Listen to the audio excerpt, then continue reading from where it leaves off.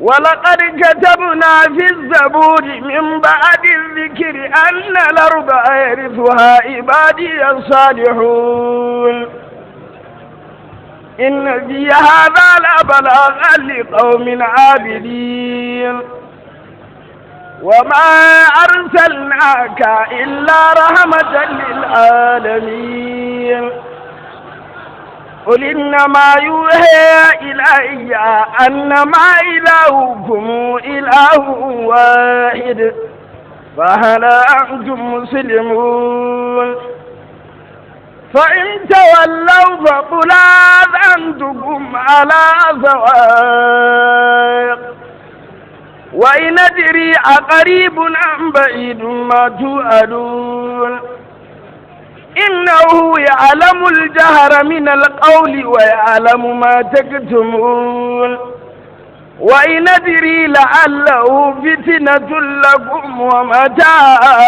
إلى حين قل رب احكم بالحق وربنا الرحمن المستعان على ما تصفون صدق الله العظيم.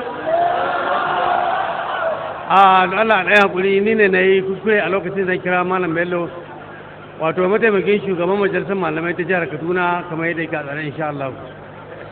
من الشيطان الرجيم بسم الله الرحمن الرحيم الحمد لله الذي تدكدكت لعظمته الجبال الراسية العالم فلا تتحرك ذرة إلا بإذنه ولا يخفى عليه في الكون خافية البصير الذي يبصر دبيب نملة سوداء في ليلة ظلماء وهي ماشية الحمد لله رب القوة والجبروت الذي يجير ولا يجار عليه فعال لما يريد الحمد لله الهادي إلى سبيل الرشاد العالم بما ظهر وبطن من أحوال العباد جائل العلماء واسطة في بيان الأحكام فارقين بما علمهم بين الحلال والحرام فالراجح من فاز بمتابعتهم والخاسر من حاد عن مصاحبتهم وصلاته وسلامه على حبيبه مصطفى الكريم سيدنا ونبينا وحبيب قلوبنا ومولانا محمد صلى الله عليه وسلم الداعي إلى دار السلام المبشر بما فيها من التفضيل والإكرام نحمده تعالى الذي خصنا بخير كتاب أنزل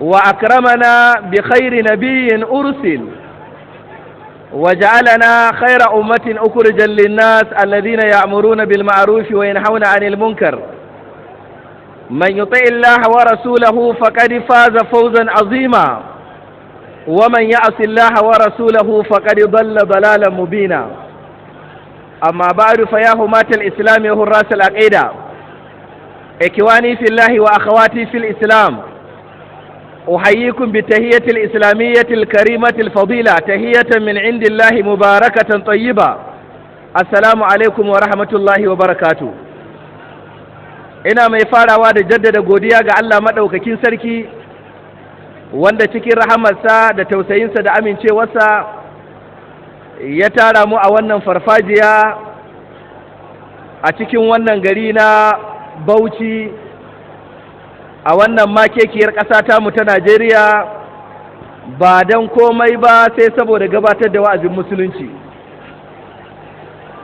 taro na wannan ƙungiya ta jama'atu izalatul bid'a wa iqamatus sunna wanda in Allah ya yarda kaman jajibiri ne na babban taro da za a yi gobe da safe in Allah ya kai mu na neman gudunmawa tallafi na kuɗi domin inganta abin da ya shafi harkokin ilimi da wasu aikace-aikace na wannan ƙungiya wannan taro namu muna addu'a Allah ya sa masa albarka ya Allah muna roƙonka taro da za a yi gobe abin da ake so a yi Allah ka ba da nasara abun da muke hasashen za a tara, ya Allah cikin ƙarfin ikonka da ƙudurarka, ya Allah ka ba mu ikon tara fiye da haka domin taimakon addini. Ba dogon wa'azi zan yi ba, kalmomi zan faɗa taƙaitattu. Ya ku bayin Allah, akwai buƙatar mu koma zuwa ga Allah. Babu lokacin da al'umma musulmai muke da buƙatar mu koma zuwa ga Allah kamar lokacin da muke ciki a halin yanzu. Ya ku bayin Allah, duk lokacin da kuka ga wata musifa ta samu musulmi, duk lokacin da kuka ga wata annoba ta auka wa musulmai, to idan ka bi diddiki akwai wasu daga cikin musulman da suka tsokano fushin Ubangiji. Ya ku bayin Allah, mu tattare namu ya namu mu koma zuwa ga Allah domin mu samu taimakon Allah. Allah ramma a cikin Alƙur'ani mai girma, Allah maɗaukin sarki yana faɗa a cikin suratul Shura, yace wa ma asabakum min musibatin fa bima kasabat aydikum, wa ma asabakum min musibatin bima kasabat aydikum wa ya'fu an kathir. a cikin suratul Rum sai yace zahara al-fasadu fil barri wal bahri, ظهر الفساد في البر والبحر بما كسبت أيدي الناس ليذيقهم بعض الذي عملوا لعلهم يرجعون. ولو يؤاخذ الله الناس بما كسبوا ما ترك على ولو يؤاخذ الله الناس بما كسبوا ما ترك على ظهرها من دابة. نعم. ولكن يؤخرهم إلى أجل مسمى فإذا جاء أجلهم فإن الله كان بعباده بصيرا. Allah madaukakin sarki yace wa ma asabakum min musibatin, babu wata musifa da za ta same ku, duk wata musifa da kuka ta same ku, Allah yace fa bima kasabat aydikum, to ta faru ne sanadiyar abin da hannunku ya jangolo, inji Allah. Allah yace amma yi sa'a wa ya'fu an kasir, akwai abubuwa da dama da kuka aikata Allah ya afuwa a kansu, bai kama ku da su tun daga nan duniya ba, shi yasa ma aka samu sauƙi-sauƙi. Da Allah zai kama bayinsa da dukkan abin da suka aikata, da bai bar wani mai rarrafe akan wannan bayan ƙasa yana rarrafawa ba. Ya ku bayin Allah, duk lokacin da za a samu musulmi zai iya ɗaukar giya ya kwankwada, yanzu ci gaban ya kai shan giya ta kwalba ma wai ƙauyanci ne. Akwai giya ta alawan lemo, kaga mutum ya ɓare alawan lemo sweet ya ɓare ya jefa a baki a taro, ana honorable ko ana yi wa royal highness ko ana yi wa excellency, ya ɓare ya sa a baki, kai ka ɗauka yana shan tontom ne, shi kuma wata gulda mai ƙarfin bala'i ce yake tsotsa. Can idan ta fara kama shi sai ga ya fara bilinki da ido, sai ka ce ɗan wuta wanda lokaci. Idan aka samu a cikin ku al'umma musulmai, a cikin al'umma aka samu musulmi zai iya yin zina, wanda yanzu babban bala'in da yake faruwa, idan Allah ya baka haihuwar ya mace, kai da samun kwanciyar hankali sai ran da ka aurar da ita ta koma gidan mijinta. Haka ne ko ba haka bane? Saboda me? Duk inda ta je tarko ne. In ta je makarantar sakandare, malaminta na sakandare shi zai fara kallanta, in ba sa ba shi zai fara neman ta ya lalata tarbiyyarsa. Idan jami'a ta je, lecturer a jami'a, idan ba sa'a ba shi zai fara neman ta, idan ba ta bashi haɗin kai ba ya yi felin ɗinta a jarabawa, ba inda za ta kai kuka, wacce za ta bashi haɗin kai, ko ta yi karatu ko ba ta yi karatu ba, a yi fasin nata, ita kuma wannan sai a kawo wani turancin banza da wofi, wai shi fail continuous assessment, alhali ƙarya yake, yana so ya ta zina da ita continuously da ba ta amince ba. Idan ta shiga tasi, in ba sa'a ba direban tasin ne zai fara neman ta. In ta je asibiti ba ta da lafiya, likitan da zai duba ta, in ba a yi sa ba sai a samu tintirin fasiki. Likitoci da dama da an kawo mace sun ga kyakkyawa ce, dalilin kawo ta ya kai ya ga tsiraicinta ko bai kai ga tsiraicinta ba, sai ce sai ya bude tsiraicinta ya gani. Kai bala'in ba nan ya tsaya ba, har an kai matsayin da jaridu da dama sun buga, jarida ta Weekly Trust da jaridu da dama sun buga labarin, wanda ma aka ɗauko shi domin ya tsara rayuwarka, wai sai aka samu an kama yarinya an riƙe ta kusan wata biyu ana mata fyaɗe, kusan wata biyu ana mata fyaɗe, yarinya marainiya, yarinya ƙarama, jaridu da dama sun kawo labarin. Ba nan ba, kai bala'in ya kai sai dai a koma zuwa ga Allah maɗaukakin sarki. Makwabci shi zai iya yin zina da 'yan makwabcinsa, wanda shi uba ne ya kamata ya lura da tarbiyyarsa, idan ba a yi sa'a ba shi zai yi yunƙurin ɓata mata tarbiyya. musulmi zai iya cin amana a wajen kasuwanci. Akwai 'yan kwanta-kwanta a kan hanya, akwai 'yan tashi-tashi. To kwanta-kwantar ba a hanya kawai ake yi ba, akwai 'yan kwanta-kwanta a sakatariya ta local government, akwai 'yan kwanta-kwanta a government house, akwai 'yan kwanta-kwanta.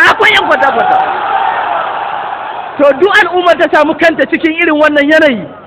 Yau an kai matsayin da malamin tsubbu zai iya turawa aje bawan Allah ya mutu, an masa wanka, an sa masa likafani, an binne, wai sai wani ya je a ce za a haɗa masa wani laƙani, a ce a je a tono kabarin, a ciro likafanin a kawo masa. Bawan Allah an suturta shi, a tone makwanci, a cire, a ɗauko domin a kawo wani malamin tsibu a bar gawar tsirara a ciki.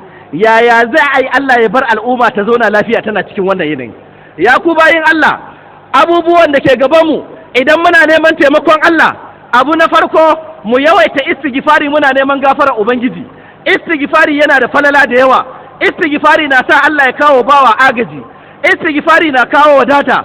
Istighfari na kawo zaman lafiya.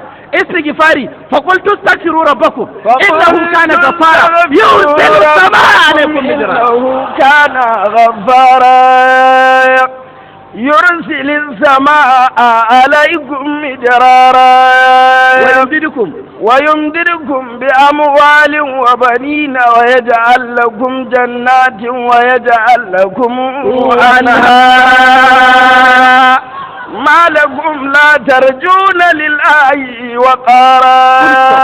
Full stop. Abu na biyu ku yawaita yi wa annabi Muhammad sallallahu alaihi wasallam salati. Allama Ibn al-Qayyim al-Jawziyya yace salatin annabi yana da fa'idoji sama da fa'ida guda 30, daga ciki akwai yaye bala'i da annoba da ta sauka akan al'umma. Abun na uku ya ku bayin Allah, ku yawaita maimaita la haula wala quwwata illa billah, la haula wala quwwata illa billah. A zamanin manzon Allah sallallahu alaihi wasallam an samu ɗaya daga cikin sahabbai na manzon Allah sallallahu alaihi wasallam yana zaune a gida, ya shiga halin kakanikayi, abinci ya zama kakanikayi a cikin gida, ana cikin halin matsi. Yana cikin wannan damuwa sai ga damuwa ta biyu ta sake shigowa. Ɗansa ƙwara ɗaya tallintal da yake taimaka masa kuma sai abokan gaba suka ɗauke yaron suka tafi da shi. Yana cikin wannan bakin ciki sai ga matsala ta uku, uwar yaron matarsa da aka ɗauke ɗanta sai ta daina bacci, banda kuka babu abin da take yi. Mai gida matarsa tana kuka, akwai kwanciyar lafiya a zuciyar mai gida? Sai ya zama matsaloli guda uku sun sa shi gaba a wannan lokaci. Me ya faru? Nan take wannan bawan Allah ya je samu manzon Allah sallallahu alaihi wasallam ya ce, ya Rasulullah, ka ji halin da nake ciki, babban likita ba cutar da za a zo da ita bai faɗi maganinta ba. Sai manzon Allah sallallahu alaihi wasallam ya ce, maza ka koma gida da kai da mahaifiyar yaron ku yawaita istighfari, ku yawaita yi mani salati, sannan ku yawaita maimaita la haula wala quwwata illa billah, Allah zai kawo muku agaji. Ana komawa suka je suka kama yin wannan aiki da annabi ya karantar da su. Ba a daɗe ba sai suka ji ana ƙwanƙwasa ƙofa. Da aka buɗe ƙofa sai ga wannan yaro da kansa ya tako ya dawo a wannan lokaci. Ba shi kaɗai ne abun ban sha'awa da abun ban mamaki ba, sai ga shi ya dawo da raƙuma da shanu babu adadi a bayansa. Dattijo ce, kai yaya aka yi haka? Ya ce, lokacin da suka kama ni mun je daji, sun sha giya, sun shagaltu, an yi rawa, an yi abubuwa, daga ƙarshe bacci ya kwashe su, ni kuma na samu na kwance kaina.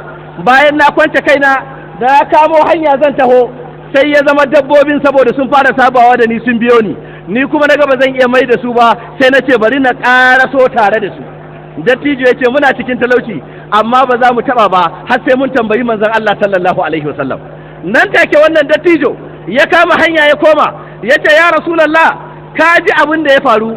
Kamin manzon Allah sallallahu alaihi wasallam ya magana sai ga aya ta sauko da dumi-duminta, wa man yattaqillaha yaj'al lahu makhraja wa yarzuquhu min haythu la yaj'al lahu makhraja wa yarzuquhu min haythu la yahtasib wa man yatawakkal 'ala Allahi fa huwa hasbuh. Na'am, inna Allaha balighun amrah qad ja'ala Allahu li kulli shay'in qadara.